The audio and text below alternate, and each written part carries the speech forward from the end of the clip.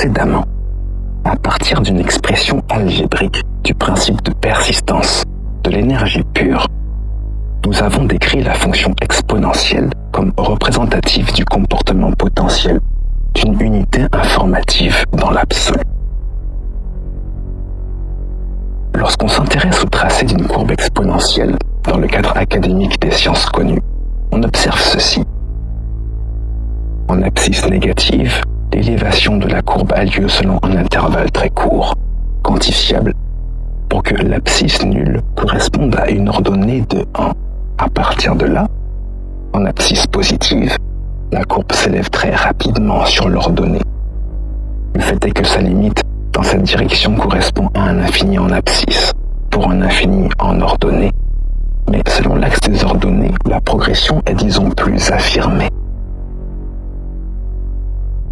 En sciences connues, donc, on utilise les repères gradués, prévus pour la quantification de ce qui se passe, mais laissant à l'intuition une grande part de la compréhension de ce qui se produit réellement à l'approche de l'infini.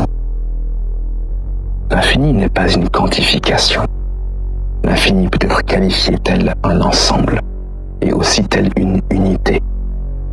L'effet de ce postulat s'exerce sur les conventions de notre repère. En géométrie du temps, nous n'utiliserons pas d'axes gradués à l'infini, mais des axes absolus, c'est-à-dire étalonnés à la valeur 1 infini, ce qui nous permet de réaliser cette conversion, de laquelle on observe notamment que les valeurs quantifiables, les valeurs finies, tendent vers 0. Nos graphiques, propres à la géométrie essentielle, modélisent ce concept à part entière que plus l'angle est absolu, brusque, plus sa géométrie essentielle est équilibrée, puisqu'elle illustre dans l'absolu une rotation ponctuelle reliant deux directions, son angle, le point changeant, décrit au détail le virage graduel d'un arc de cercle parfait. Ici, notre arc de cercle reliera la direction matérielle avec une direction perpendiculaire immatérielle.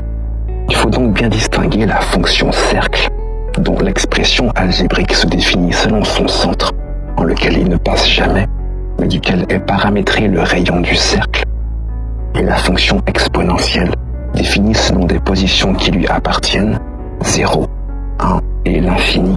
Elle illustre en particulier un certain changement d'axe. Le détail, mystérieux, qui se produit à cet instant précis, est notre motif de base, car cela modélise un phénomène très significatif de transition. Il peut être intéressant de garder en tête que la perpendicularité est un attribut relatif, comme toute propriété géométrique en l'occurrence. Ce qui établit un angle par sa position est en mesure de l'établir en fonction de la position de quelque chose d'autre. Donc, en ce qui concerne l'énergie matérielle et l'énergie immatérielle, il peut être intéressant de considérer qu'il s'agit dans les deux cas d'énergie. Ce qui change est leur dimension d'exercice, qu'on peut également qualifier selon leur intensité vibratoire.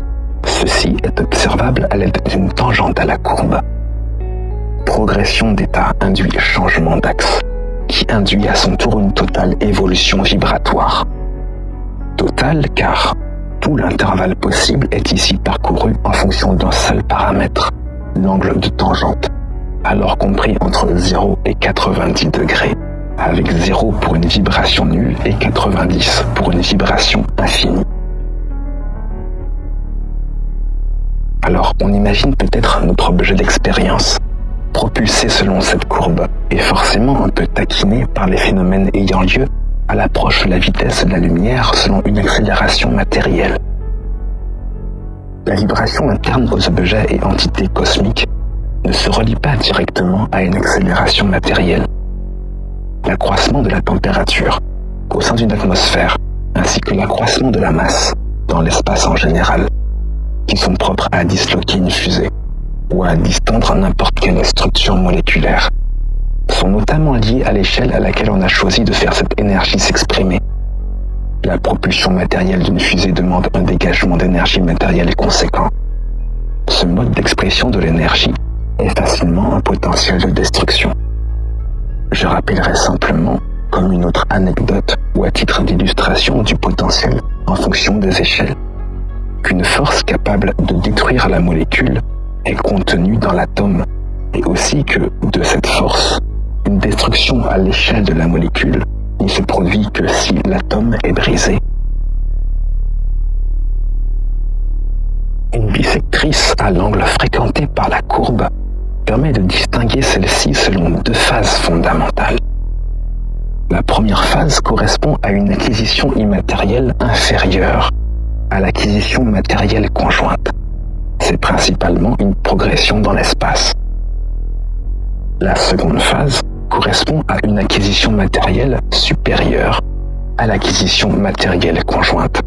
C'est principalement une progression dans le temps. Entre matière et immatière, il y a comme l'accroissement de quelque chose, mais surtout il y a changement d'état. En termes d'information, changement de nature. Nous y reviendrons plus loin. Alors il est possible de continuer sur l'étalage, d'éprouver les notions courantes qui se rapportent aux phénomènes relativistes, de décrire certains phénomènes quantiques, et aussi d'étudier les différents concepts de dimension, observer les fonctionnements de l'hyperespace, réfléchir aux paradoxes, travailler avec les symétries, les cycles ou les hélices temporelles et toutes sortes d'objets mathématiques, à l'infini de ce qu'il est possible d'observer ou de ce dont il est possible de s'intéresser. Autant de considérations à la mesure d'une exploration sensationnelle, mais que nous ne détaillerons pas ici. L'abstraction se définit selon le sens qu'on lui porte. Par exemple, un symbole est abstrait à condition de ne pas le comprendre, sinon il est explicite. Par exemple aussi, on dit usuellement qu'une chose non abstraite le devient selon que sa représentation décrive une perte progressive de précision. L'abstraction est donc une notion subjective. Un concept est systémique. Il s'agit du principe formé d'un comportement isolé parmi d'autres principes observables. On parle de phénomènes impliquant ou induisant une situation contextuelle. On parle alors de conjoncture. Un système désigne ce qui se meut selon un fonctionnement modélisable par l'évolution de sa composition. Un système est composé. Tout système créé est temporel, et tout système temporel est donc une suite de conjonctures. Nous nommons ici concept comme strict composant d'un système de pensée, en ceci que le strict composant désigne l'ensemble indivisé dans lequel l'observation est concentrée. Pour formuler cette idée de concept, de principe phénomène, de composant transcendant, il arrive qu'on utilise le terme de motif ou de brique élémentaire. Un motif est un détail, un schéma, la représentation d'un aspect de ce qui est intelligible. Il s'ensuit que ce qui est intelligible a recours au fractionnement structuré de ce qui est composé. C'est la mise en lumière d'un fonctionnement. Des motifs très présents dans la création sont relatifs aux symboles ainsi qu'à la mesure. On parle ici de chiffres et de nombres. Maintenant que nous savons cela, je dirais simplement qu'il est possible de recouper toute la science, profane, sacrée, mystérieuse, qui peut circuler sur Terre, pourvu en ayant la bonne clé, de savoir assez précisément ce qu'on cherche. Un indice parmi d'autres. L'infini est indivisible en tant que valeur d'un ensemble inquantifié, dont l'intervalle est inquantifiable. Le chiffre 1 est aussi une valeur d'ensemble inquantifié.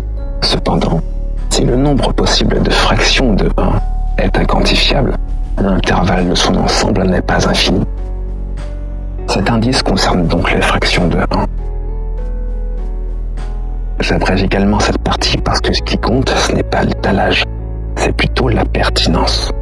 J'espère simplement que cet exposé permettra d'entrevoir différemment certaines notions contemporaines qui concernent le savoir, le pouvoir, les valeurs, le centre de l'existence et encore l'envergure de la pensée. J'ai pu énoncer le fait qu'une science devait avant tout être considérée comme de la nourriture pour l'âme. J'insiste à nouveau sur ce point avant de parler un peu de l'application générale vers laquelle converge tout particulièrement la géométrie du temps. En sciences académiques, on reconnaît un postulat, celui d'une projection partielle de la réalité par la conscience. La matrice commune est donc, selon cette conception, une espèce d'hologramme palpable, un environnement quasi virtuel dans lequel peuvent interagir les seules entités réelles de l'existence, les consciences, plus ou moins piégées dans leurs avatars. Cette conception, schématiquement, induit qu'une part essentielle de l'individu se tient dans un lieu reculé par rapport à son environnement physique. Du moins, c'est de ce lieu que le regard de sa conscience s'exerce. N'étant pas initiateur de cette énergie qu'est la conscience, l'individu se révèle être un canal. Et cette énergie émanera alors de cet individu d'une façon singulière, celui-ci se comportant selon sa nature comme un prisme, un filtre. Lumière de la conscience, une lumière immatérielle donc, est donc projetée en fonction. Et ce qui est à cet instant renvoyé à cette conscience, c'est de la lumière matérielle, soit l'information d'une inscription terrestre. En ce qui concerne ce que nous faisons de notre inscription terrestre, il s'agira d'une manifestation matérielle, un ensemble d'informations qui, de même, nous reviendra de l'infini sous la forme d'une réponse omniprésente, sous la forme de lumière immatérielle, spirituelle. L'idée de cette application est le canal absolu. Si un objet permet à une conscience de s'exposer à un infini encore dénué de projection, comme une fenêtre, une projection aura immédiatement lieu. La fenêtre en question s'emplira matériellement de la réalité spirituelle que porte cette conscience. Inutile de répéter que l'humain ne peut rien inventer. En revanche, il lui est possible de capter absolument tout ce qu'il souhaite en vérité. C'est pourquoi il serait préférable de considérer cet objet comme un portail, davantage que comme une batterie. Et aussi de considérer que s'il est possible à l'humain d'accéder à de merveilleuses lumières, il lui est d'autant plus facile de basculer dans d'immenses ténèbres. Je parle de batterie parce que l'objet dont je parle n'est pas une invention de ma part. Les sujets connexes que vous connaissez peut-être parlent de cristal de roche, de continents et de civilisations disparues, d'héritage mystique de très ancienne Égypte, de travaux d'alchimistes du Moyen-Âge, de notions contemporaines d'une énergie du vide, de divers projets de générateurs perpétuels. Autant de sujets dont on parle aujourd'hui sous aspect de solutions technologiques ultimes pour l'humanité, donc encore trop près des rouages du pouvoir et de l'exploitation, en négligeant que fondamentalement, ce sujet ne traite pas d'énergie impersonnelle, mais de lumière vivante. Il ne s'agit donc pas de raccourci vers la destruction planétaire lorsqu'on parle de rayonnement absolu. Il s'agit purement du concept matériel d'un chemin ouvert sur toute la vérité, autant que celle-ci puisse foudroyer, régénérer, manifester des trésors cachés et encore en illuminer le monde. La question pertinente à partir de là serait de se demander si dans ces conditions, on fait bien de parler d'un objet à fabriquer, ou alors s'il pourrait s'agir d'autre chose.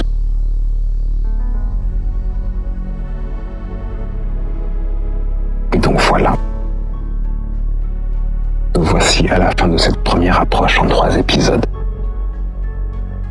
C'était intéressant à faire.